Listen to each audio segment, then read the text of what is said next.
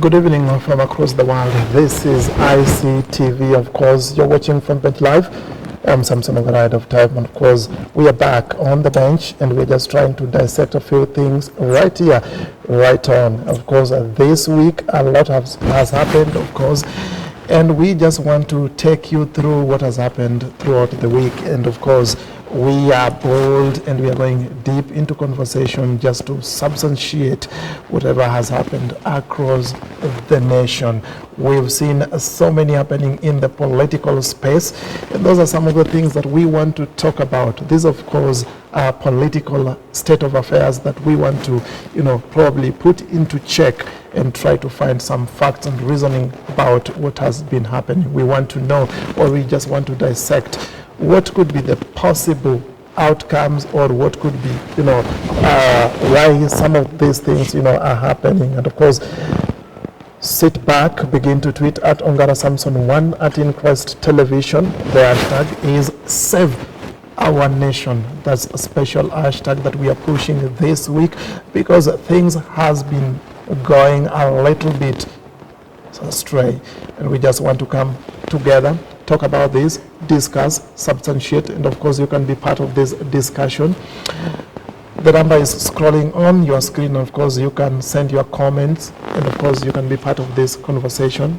Let's do this together. And tonight I'm sitting down with a familiar face that somebody who has predicted the previous general election as it is, and that is of course the outcome that he suspected as much.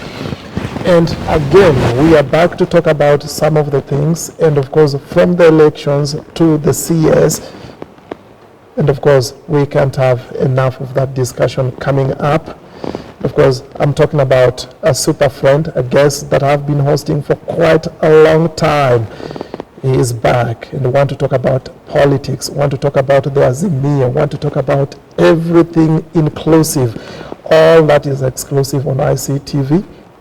Mr. Peter Kingori from Center for Character and Leadership is on the bench, and we want to begin this conversation right now. Begin to tweet, as I said, at Ongara Samson 1 at Inquest TV, the hashtag Save Our Nation. Let's begin tonight.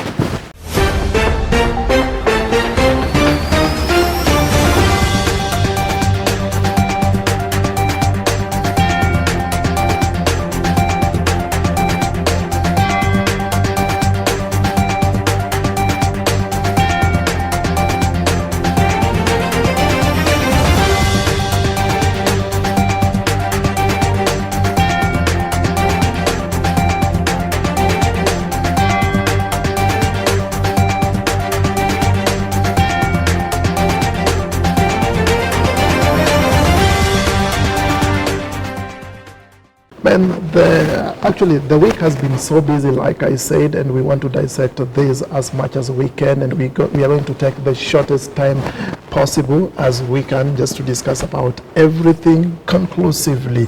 And we are not going to, leave everything untouched. We just want to find reasons why things are happening this way, and if there is possibility or hopes for whatever is happening. The country is at the crossroads. Well, we want to pick that conversation with, of course, my dear friend, Mr. Peter Kingori from Center for Character and Leadership. These are some of the things that we want to substantiate, Mr. Kingori. First, welcome to the bench. Thank you very much. It has been a while. I think several weeks you haven't been around. It is nice to see you back, and of course I want us to pick this conversation just from where it is, and some of the things that happened. Let's talk about, we've seen on Monday, there was an ultimatum of the 20th March, and of course we've seen, a number of people also stepping out to the street just to, honor that call that the Azimio leader, Honorable Raila Odinga, made. And the government has been so quiet about also, saying a thing about, the demonstrations. But all they could say, this is illegal. And Again, they also said the security will take position just to make sure that nothing goes astray, no property, and there is nothing that will be witnessed that will be contrary to probably threaten the security of a citizen. Having all these as it is, I'm calling them as political gimmicks. in the country. Before we get deep into that conversation, what do you take of whatever has been happening within the week? Thank you very much, Sam. And I would say that the unfolding of events that we have seen in this country, these are normal. I won't say that these are things that are new to Kenyans, because we have had ultimatums for demonstration many years ago, and even during the leadership of the previous presidents in this country. And so this is something that even after the election, I think many Kenyans have been expecting. It's only that we didn't know when it will dawn within the political arena. But here it is, that now today we are talking about politics and demonstration, particularly after the election, which is just about 6 months since we went to the ballot. Yeah. Now, you also train leaders, and you also, you are trained to understand how leadership works. And of course, some of the things that I want us to, talk about or deal with in this particular conversation, we have leaders, of course, and these are the people that have been elected in various positions. Yes. And sometimes we see how they act, and sometimes we see, there's misconduct and stuff. Look, I want us to look specifically about the two leaders, the opposition leader and His Excellency the President. What kind of leadership do you take from them? When you talk about leadership, I try to look at from the parallels in history. When you look at Ken-type democracy or Ken-type leadership vis-a-vis the Ebo-type leadership. And as you all know, that this country is bigger than any individual. So whoever advocates the interest of all Kenyans, such a person is on the Ebo type leadership. And whoever, when you look at his ideology and his views, are more self-centered, such a person, history fixes him or her on the Ken type democracy. And I would say that this is a time that we need to see the opposition doing its own job. And when we have a ruling government, the ruling government may be driving the Ebo-type democracy, but the opposition, which is acting against the ruling government, may be pushing for Ken-type democracy. But at some point, the Ken-type democracy and Ebo-type democracy need to find ways on how they can move the country forward. Because sometimes opinions are good, but sometimes opinions, they can destroy whatever that we have been able to achieve in this country for many years. So we have to be very careful, regardless on which way we will take, be it the Ebo type, be it the Ken type. We have to be very careful. Kenya is bigger than any individual. I want you to hold on your thought just a bit, and let's just be a little bit as objective as possible. You talked about being selfish, and also I want us to talk about the opposition specifically. Last week we talked about this, and we have different reasons from from that particular issues. We saw in the previous government we never had opposition, and things were also as terrible as they are right now, and nobody talked about them. And right now, I think it's that time that they just want to come out and just, trying to make noise everywhere that things are going wrong. I want you to specifically, substantiate this from your own understanding and what could be possibly happening. When they were in government, they never spoke. Yeah. Because they have lost, now they are speaking. Is there some sort of double standards, or what do you think is happening? I would say that when you listen to the opposition, sometimes they don't believe that the election was credible, and that's why they keep talking about the reinstatement of the IBC commissioners. And some, I would say that they still don't believe that President William Ruto is the President of the Republic of Kenya. And one thing I would probably, regardless of their political opinions and perspective, we all have to agree, whether you supported President Ruto and or Honorable Raila Odinga, is that the cost of living is high. That's something that all of us have to accept. And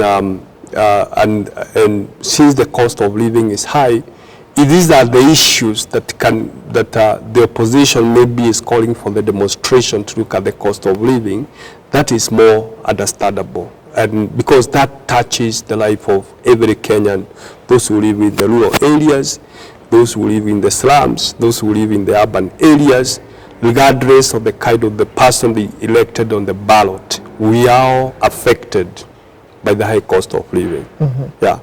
Now, you talked about now, regardless, which is probably, a good thing. But the question here is, we are looking at things from also a different perspective, and we are trying to understand why possibly these things are happening at this particular time. Because for one, you've just mentioned that the opposition are also still not very certain that His Excellency won the elections. But don't you think there are some other avenues that they have not exhausted just to table their grievances and also maybe their petitions?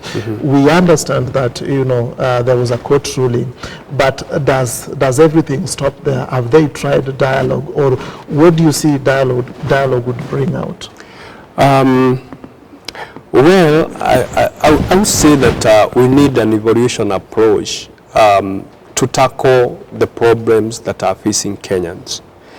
Because when we see people demonstrating in the streets of Nairobi, in the streets of Kisumu, or other part of this country, this is something that has been there for 50 years.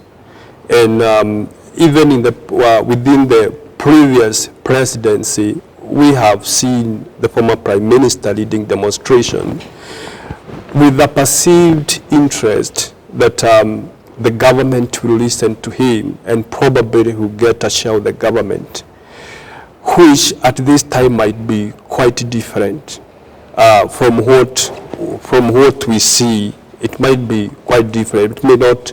Maybe the presidency of William Ruto might be quite different with the presidency for the Honorable Moi Kibaki and Uhuru Kenyatta.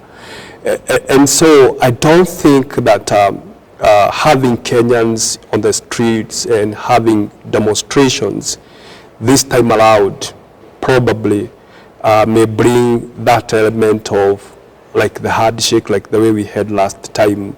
And that's where we are saying, I'm on the opinion that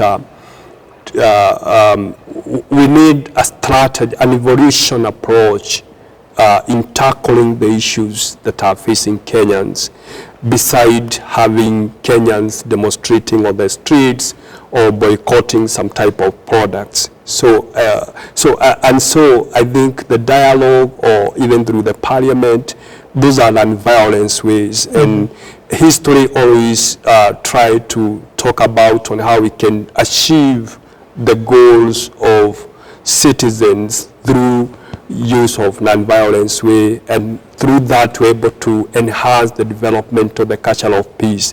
Because I believe that when people are out on the street, this is not a non-violence way. This is mass demonstration, and this is against the peace agenda.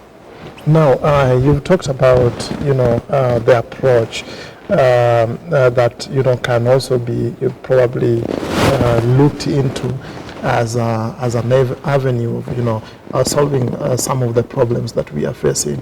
And again, we've known opposition leader Raila Amolo Odinga as someone who probably would go out and probably mobilize people to go out in their large numbers, just to, especially when it comes to demonstrations or when he wants people to boycott maybe certain products, just like you've said.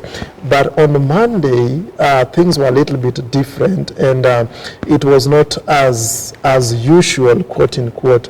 What do you take of this? Do you think is being absolute in politics, or what do you take of this?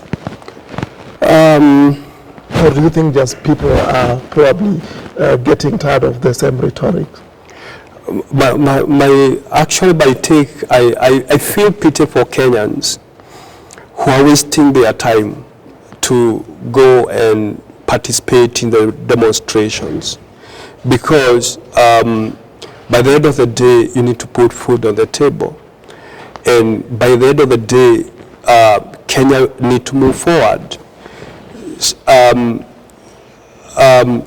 The issue of politics and mass demonstration, we as Kenyans should be able, we as the citizens of Kenyans, we should be able to rise above being called by your leader to go and demonstrate, because we all have one life. If you lose it through the bullet, you not gain it again. Sure. If you lose it through the stone, you not gain that life again.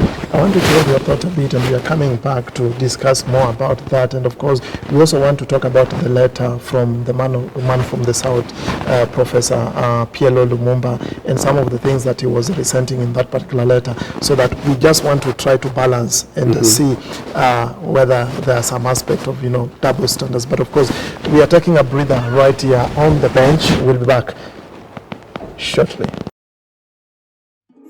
You are watching In Christ Television. You need to be heard.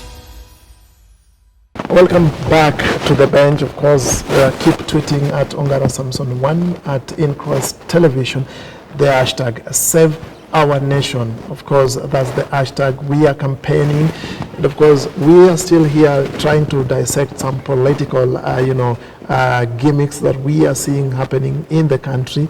And this is the best show that you can get any political happenings as they happen and as we understand them being substantiated. Talks are getting bolder, better, and going round. Nevertheless, don't ever try to miss Front Bench. We are still here talking with Mr. Peter Kingori from Center for Character and Leadership. We just want to understand our leaders politically as well, and of course try to substantiate whatever is happening. We went for a commercial break when we were talking about what Raila has become over time, and you resented that, you'd advise people to refrain from demonstrations. Yes. Something that I wanted to connect with the man from the South, Professor Lumumba, PLO Lumumba, in his letter also, made some serious comments, both to the to opposition leader, His Excellency the President, and he was trying to just address them both equally. And he also mentioned that some people would call him, or maybe would probably perceive that, he's trying to support, one side. Do you see something like that from where you see it, or what do you take of? I would say that there is a perception of PLO in the public domain. Some people look at him as a statesman, and perhaps if we were to let politicians in this country, because I think there was a time he also contested, I think he may have a higher percentage in terms of speaking the truth as compared with other politicians, if we were to rate. And so I would say that PLO, from that perspective, I would say that PLO perhaps he was addressing the president and the opposition leader as a concerned citizen and as a concerned patriotic person who loves his country, or as a concerned statesperson. Previously, we had a discussion here with former MP Mutemi Mutua, and one of the things that we also talked about, if there could be possibilities of, handshake. And are you also seeing something from that that direction, if it's possible? In my opinion, Bonazam, I don't see with this type of leadership in the government, and especially with the President William Ruto and Deputy President Honorable Rigathi Gachagua, I don't see handshake for the coming. And if it comes, I think it might be the worst in the history of Kenya, because we had a similar thing with Mwai Kibaki, then Uhuru Kenyatta, and then we bring it to during the presidency of William Ruto, and we have seen what the handshake has done in this country. And the high cost of living that we are talking about today, the cost of goods went high when the opposition and the president were having the handshake.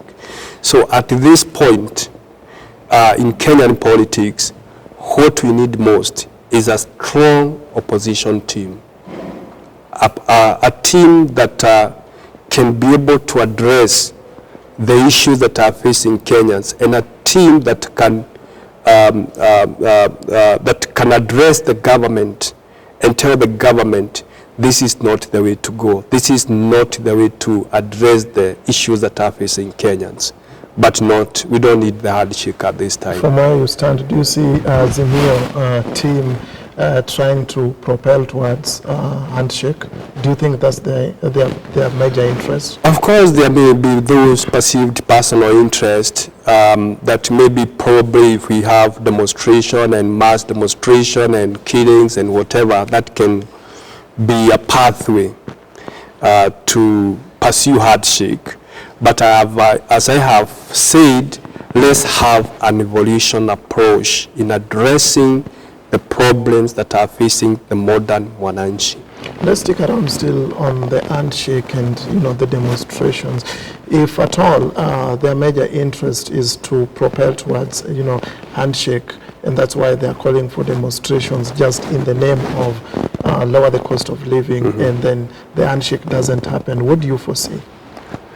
If the handshake don't happen in this country, I would advise them to stay in opposition and do their work. And what if they insist with demonstrations? A good question. If they insist in demonstration, that's why me and you need to educate Kenyans to do their work. Waende kibarua na mtu achane na siasa, tafutie watoto wako unga. But of course, you see some of the times, when demonstrations such as that, even demonstrators sometimes become rowdy, they start looting and stuff. How would someone, just go out there and, probably hoping that it's going to be well? I think if you listen to what the Kenyans are talking outside here, nobody is, the higher percentage, they are not for handshake. The higher percentage of Kenyans, they want a strong opposition team, the team that can question the government, and I perceive that this time even the people will be participating in the mass demonstration. They will not be higher as compared with the previous timings that we were having mass demonstration. People have changed their mindset. People have come to realize, I will go and demonstrate, and then it's only one person who will benefit after all. Yeah. Now, let's keep this conversation by substantiating some sentiments here. Former President Uhuru Kenyatta also, made some statement that whatever Raila does is backing him up. And also we've seen also the Deputy President Gachagua also saying that there are possibilities that the former president could be sponsoring the demos. Where do you stand? I won't deny that the former president might be having an interest in the Azimio agenda. because even the mass demonstration is an agenda. Having them worked for about 4 years in the last during his last tenure in the office, and even having same political interest during the BBI, which were frustrated and they didn't take off. So I won't deny absolutely and say that Mr. or the former president may not be having an agenda. He may not be supporting the Azimio agenda.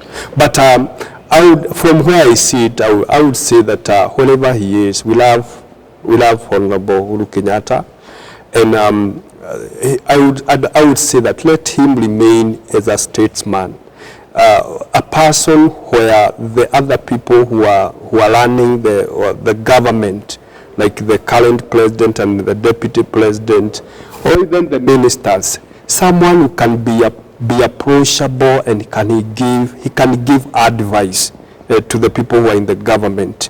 Just like we saw him overseeing election in Nigeria. We were happy to see him in Nigeria. Can he remain as a person who can be consulted by those who are in government? Can he remain as a man of peace? Someone who can be admired by other people and they can go for advice, because we need such a person in this country. Quick one as we wind up. Of course, some of the things that government, stated, especially the deputy president, that some cost, cost of some product rose because there is a monopoly in production, and they started, I think in Mombasa they have, started a depot for, gas. And so that they also provide the same as the Azimio, because we know most, the person who refills gas in Kenya is actually a company that is owned by, opposition leader Raila Odinga. Do you think it's a fight or it's a genuine approach?